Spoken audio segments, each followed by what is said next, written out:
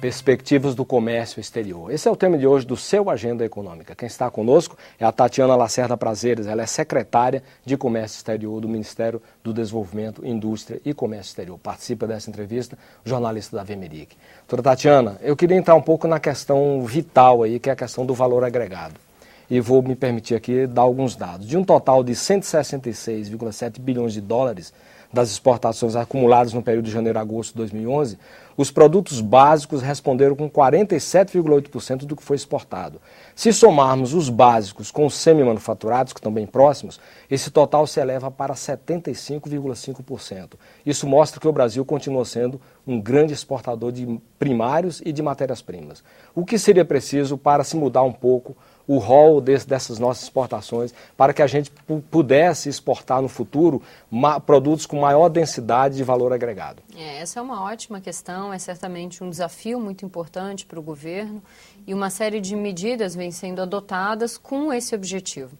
Antes de entrar exatamente no que pode ser feito, eu gostaria de fazer uma reflexão sobre o perfil das exportações brasileiras. De fato, o Brasil é muito competitivo em produtos do agronegócio, é muito competitivo também em minério, não é? Em razão, enfim, das próprias circunstâncias do país, mas também em razão de investimentos muito importantes que foram feitos especificamente, enfim, na área do agronegócio, em tecnologia, inovação, etc.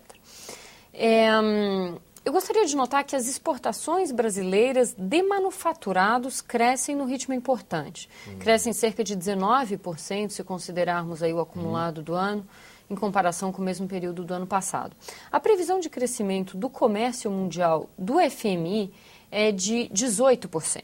Vejam, se nós desconsiderarmos completamente exportações de produtos básicos, o Brasil já cresceria de uma maneira mais acentuada do que o próprio crescimento do mercado mundial. Ou seja, o Brasil já ganharia market share, falando aí em mercado internacional, mesmo se desconsiderasse as exportações de produtos básicos.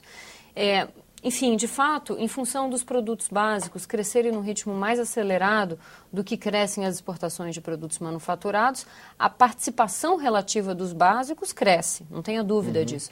Mas muitas vezes há um mal-entendido aí. Quando se fala que crescem as exportações de produtos básicos e que a importância na pauta aumenta, etc., se gera a impressão de que o Brasil está vendendo menos manufaturados, o que não é verdade.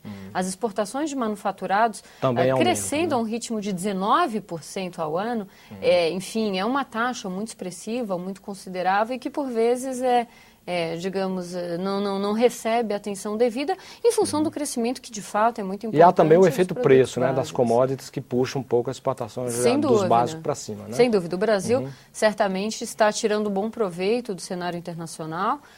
Commodities como, enfim, milho, soja, café, açúcar, como nós mencionamos anteriormente, são todos produtos cujos preços estão realmente em patamares bastante elevados. Então não há razão para aqueles críticos que dizem que estaria havendo um relativo sucateamento dos setores mais modernos brasileiros. Quer dizer, esse setor também está crescendo muito, o que há um desequilíbrio, porque há um crescimento muito grande dos básicos, é isso? Exatamente. Quando nós analisamos em termos absolutos, as exportações nas três categorias, básicos, semi-manufaturados e manufaturados, crescem e crescem no ritmo muito expressivo considerando o crescimento do comércio mundial.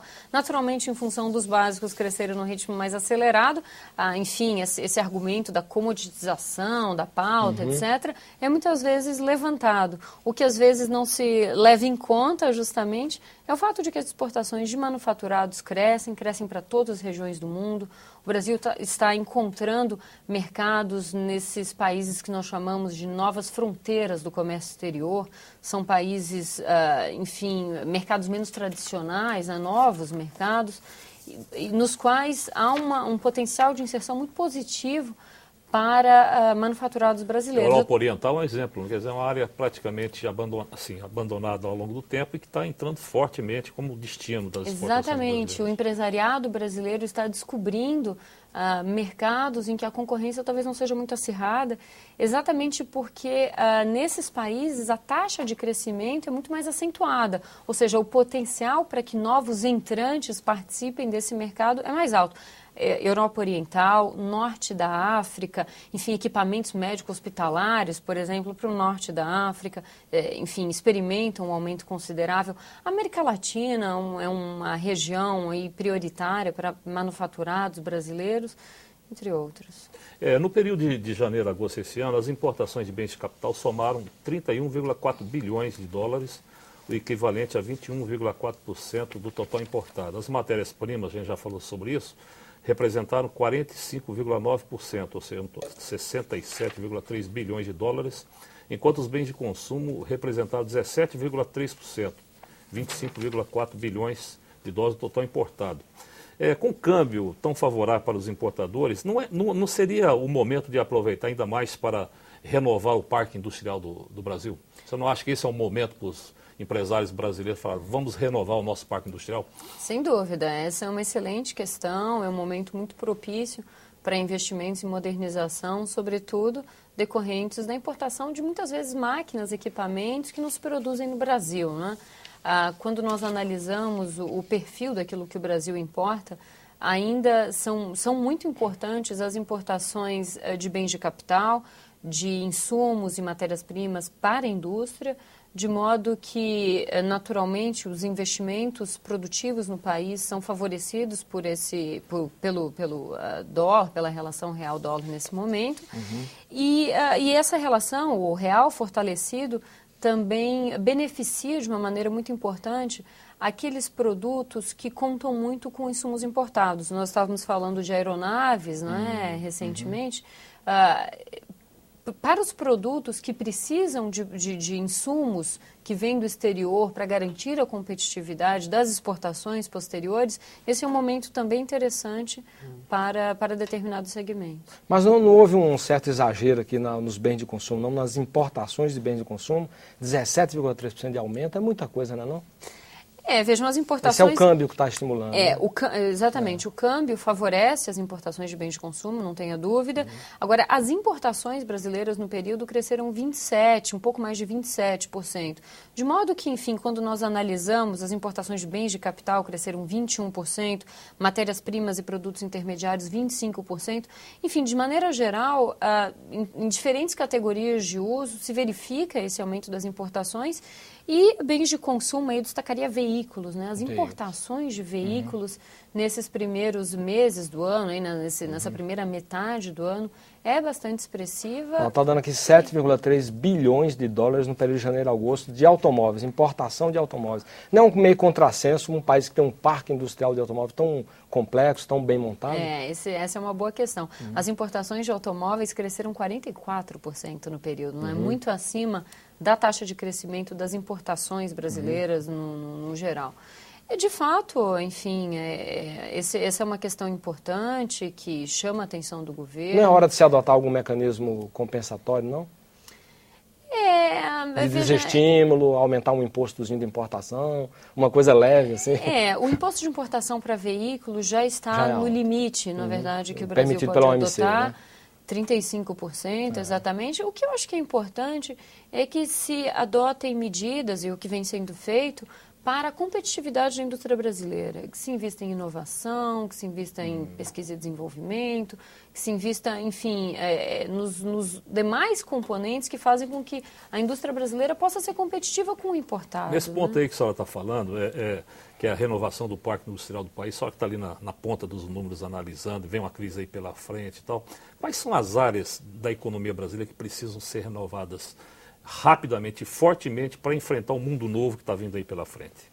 A senhora teria condições de falar sobre isso? Sim, sem dúvida.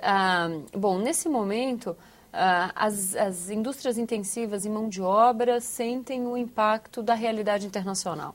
Competir com a China, por exemplo, com base em preço é algo muito difícil.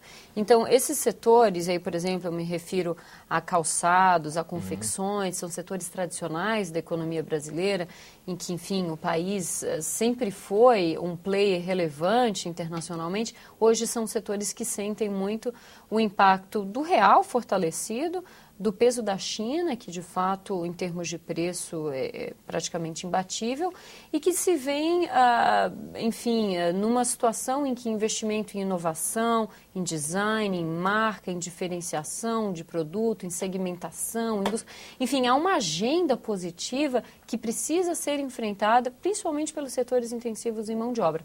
Naturalmente, na ponta, levando em conta os setores mais avançados em termos de tecnologia, o desafio é de outro tipo, mas naturalmente passa também por inovação. Inovação é a chave da competitividade da indústria brasileira. O Plano Brasil Maior, ele adotou algumas Exatamente. compensações, né, para essa indústria que a senhora está falando, intensiva de mão de obra. Quer dizer, isso aí foi apenas estão desonerando um pouco a folha de salários, não é isso? Quer dizer, isso é suficiente ou precisa de mais algum estímulo?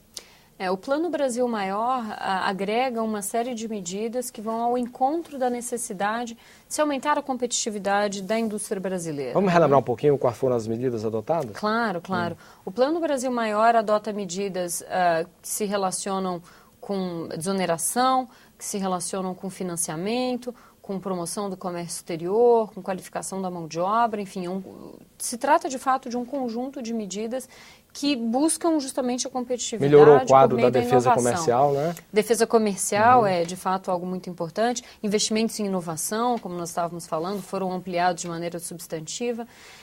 No comércio exterior, especificamente, eu destacaria uma agenda ofensiva e uma agenda defensiva. Na agenda defensiva, nós temos justamente a ampliação dos quadros da defesa comercial, que permitirá a redução dos prazos de análise dos processos, permitirá o combate à triangulação, à falsa declaração de origem, etc.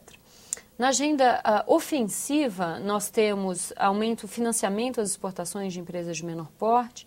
Nós temos seguro de crédito às exportações para esses países a que eu me referi, das novas fronteiras do comércio exterior, países que muitas vezes têm um risco maior e que exigem um seguro, enfim, correspondente. E uma agenda importante de promoção de exportações, uma estratégia nacional de exportações que leva em conta justamente a necessidade de promover os produtos brasileiros de uma maneira inteligente, focada, etc. Secretária, um pouco de provocação aqui. A gente passou aí vários meses os empresários reclamando da taxa de câmbio, o governo tomou várias medidas para dar uma segurada nessa área. Agora deu uma melhorada com a crise dos Estados Unidos, da Europa, a coisa está se equilibrando. Os exportadores industriais estão exagerando quando reclamam do câmbio? Quer dizer, com esses números todos de crescimento, tem muito choro aí e pouca razão?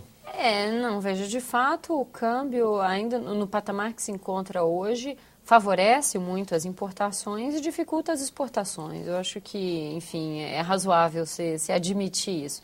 No entanto, o câmbio afeta... Mas está havendo desindustrialização, porque houve até um relatório do ministro, né, Miguel Jorge, deixou um relatório acusando alguns setores de desindustrialização, que estava havendo uma desindustrialização no Brasil, embora antes dessas medidas alternativas que foram adotadas. Quer dizer, está havendo, o Ministério sente isso, que estão fechando indústria em função da taxa cambial? Não, a nossa avaliação não é essa. Naturalmente, o câmbio afeta diferentes setores de maneira diferenciada também. Nós estamos atentos, estamos em contato frequente com diferentes associações empresariais, com vistas a acompanhar o desempenho econômico de diferentes setores e adotar as medidas necessárias. O que nós identificamos é que muitas vezes a taxa de crescimento do mercado interno não é acompanhada pela mesma taxa de crescimento de alguns setores industriais e aí as importações muitas vezes contribuem, se aproveitam desse cenário. Vejam, o Brasil é um país aberto, é importante exportar, é importante importar também. O fato é que a taxa de câmbio, como mencionado aqui, acaba favorecendo as importações e o governo está empenhado em combater aquelas importações que são ilegais, que são desleais, que competem com os produtos brasileiros em condições que não são equânimes, né? Não são contra essas importações que nós voltamos os nossos esforços e aí acompanhamos o movimento da taxa de câmbio. Enfim, naturalmente, a queda da taxa de juros contribui para uma relação real-dólar que, enfim, não prejudique tanto a indústria brasileira em função das importações, mas hoje temos um cenário aí em que a indústria brasileira cresce, né? Isso é importante dizer, a taxa de desemprego é muito baixa, as importações crescem, mas as exportações crescem num ritmo mais acelerado. A luta contra o protecionismo. No próximo bloco, aguarde.